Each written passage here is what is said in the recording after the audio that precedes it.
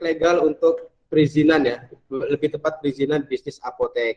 Yang pertama itu apotek wajib punya, nggak wajib sih ya, tapi kalau bahasanya di peraturan itu adalah diusahakan punya satu set komputer, kemudian ada juga satu set meja dan kursi gitu. Itu ada di bagian penerimaan, untuk di bagian penerimaan resep. Nah ini juga nih penting banget untuk persyaratan pendirian apotek, perlu yang namanya timbangan. Itu ada di gambarnya, bisa dilihat ya teman-teman kursornya. Nah itu ada timbangan. Timbangannya kalau peraturan lama itu harus timbangannya seperti ini.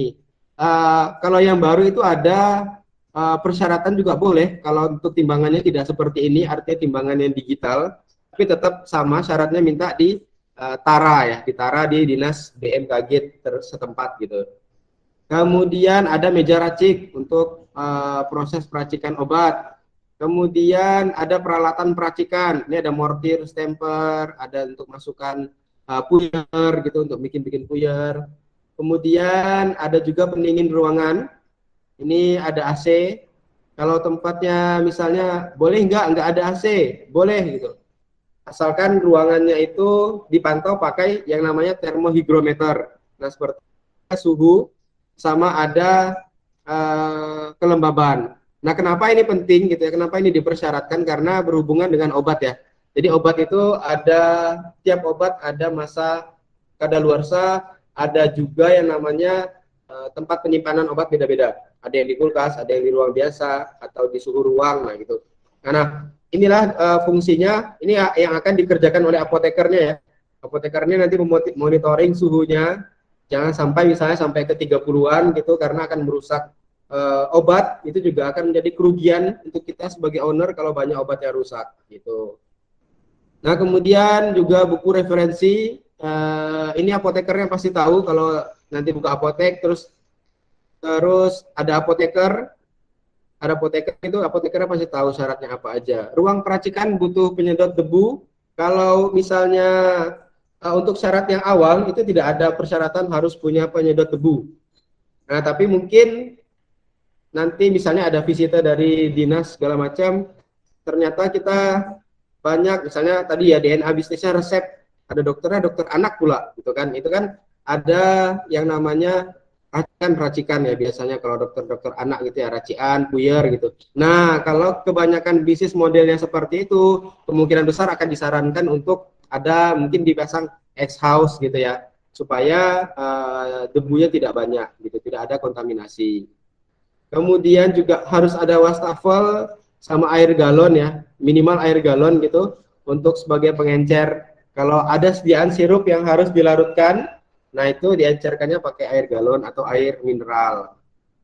Kemudian etiket dan wadah pengemas, ada juga harus ada kopi resep, surat pesanan. Ini ada yang kiri surat pesanan umum yang panjang ini ya, kemudian yang agak lebar ini surat-surat pesanan yang khusus. Ini ada obat-obat tertentu gitu. Ada juga pesanan psikotropika gitu. Nah ini beda sama pesanan yang umum yang biasa.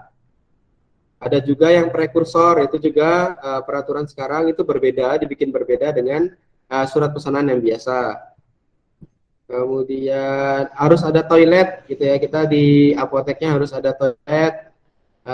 Kemudian ini papan praktek apoteker, dibikin misalnya ada apoteker penanggung jawab, ada apoteker pendamping dibikin. Kemudian papan nama apoteker, papan nama apotek. Nah, ini papan nama apotek ini yang bisa seperti ini, bisa juga dibikin seperti neon box ya, neon box gitu atau stopper gitu. Kemudian juga menyediakan ini APAR, alat pemadam api ringan. Kemudian belangko nota penjualan. Kalau ada software gimana, lebih bagus gitu. Jadi nggak perlu nota, notanya nanti langsung dari mesin kasir. Kemudian belangko kartu stok obat. Nah ini juga perlu untuk setiap obat belakang. Kemudian lemari psikotropika dan narkotika. Nah kalau ini tadi, ini gambarnya lokasinya adalah di bawah tempat meja racian tadi. Tempat meja racian tadi di bawahnya gitu. Jadi ada beberapa dinas yang mensyaratkan untuk lemari psikotropika dan narkotika ini menempel pada dinding gitu. menempel pada dinding, dan bikin 2 pintu dengan 2 kunci. Jadi ini kan di luar nih yang hijau nih. Yang hijau ini pintu yang depan, yang putih dalam ada pintu lagi, baru nanti tempat menyimpan obatnya. Kemudian butuh juga lemari pendingin atau kulkas ya, untuk menyimpan obat-obatan yang nyimpannya di kulkas, misalnya insulin, rak penyimpanan obat farmasi dan komoditi lain, misalnya juga menjualkan alat kesehatan, itu juga harus ada rak penyimpanannya gitu. Normal lah, etalase gitu, etalase secara normal. Kemudian, nah ini tadi yang pertanyaannya Pak siapa tadi ya, Pak Bahtiar ya, itu syarat-syarat untuk referensinya dari mana gitu, apotekernya tahu Pak. Nanti apotekernya tahu ada farmakope segala macam ISO gitu, itu apotekernya tahu. Kemudian ada formulir-formulir juga yang harus disiapkan untuk terkait pelayanan kefarmasian ya ini. Nah nanti ini apoteker juga waktu kuliah diajarkan untuk punya ini, dan nanti kalau punya apotek ini wajib di print, itu kita diajarkan formulir monitor efek samping obat gitu kan, kemudian catatan pengobatan pasien, konseling. Nah ini kalau apotekernya melakukan konseling, kemudian pelayanan informasi obat, kemudian nah ini bila dibutuhkan ya ada ruang konsultasi dan konseling khusus ruangannya itu.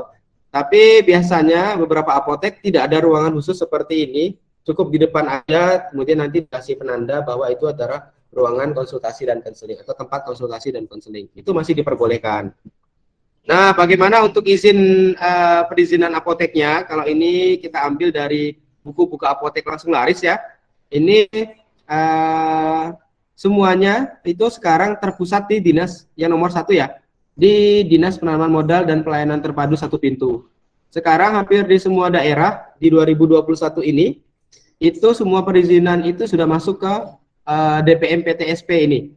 Jadi nanti di sini dapat NIB dan segala macamnya, kemudian dapat syarat-syarat untuk izin apoteknya, atau yang nomor 2 ini, form surat izin apotek. Nah ini kalau yang sekarang ada beberapa dinas penanaman modal itu baik banget. Itu semua berkas itu dikumpulkan di Dinas Penanaman Modal. Nanti mereka yang menyerahkan ke dinas-dinas terkait gitu, ke dinas-dinas terkait. Mereka yang men-share itu. Kita tidak perlu ke dinas lingkungan hidup, kita tidak perlu ke dinas kesehatan, kita tidak perlu ke dinas pekerjaan umum gitu ya untuk mengurus IMB dan segala macam. Itu bisa dibantu dengan dari dinas ini yang akan men-share gitu, men-share sampai kita dibantu untuk melengkapi syarat-syaratnya. Nah kemudian di sisi lain juga dari apotekernya,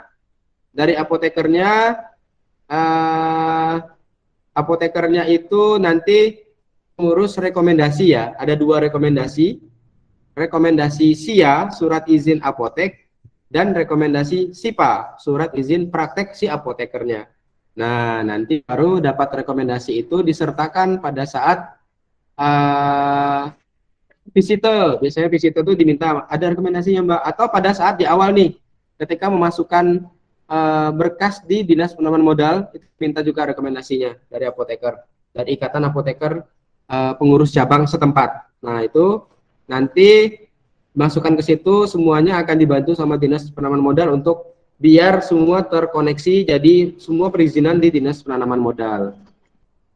Sekarang bagaimana tentang modal dan cara pandang terhadap modal. Bila Anda punya uang 100 juta, ini pilihan, lebih baik didepositokan atau diarahkan ke reksadana pendapatan tetap, saham blue chip, atau emas ya lagi naik daun sekarang, atau diinvestasikan ke bisnis. Kalau bisnis apa yang Anda pilih?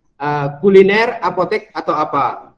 Nah, yang harus dipelajari adalah pengembaliannya. Peluang yang paling besar untuk mendapatkan imbal hasil yang menguntungkan, bertahan lama, serta kokoh di masa krisis ini. Jika Anda melihat bisnis apotek sebagai peluang bisnis yang keuntungannya besar, maka Anda salah gitu. Karena kuliner jauh lebih besar untungnya daripada apotek. Tapi jika Anda melihat apotek sebagai bisnis yang long term, jangka panjang gitu ya, kemudian tahan krisis, tahan pandemi misalnya. Sekarang kan teman-teman juga pasti lihat tuh gara-gara ini pandemi apotek nggak ada yang sepi gitu, masih lanjut terus, sedangkan bisnis-bisnis yang di luar sana banyak yang berguguran gitu. Maka layak dicoba untuk menginvestasikan sebagian uang Anda ke bisnis ini, tapi jangan semua.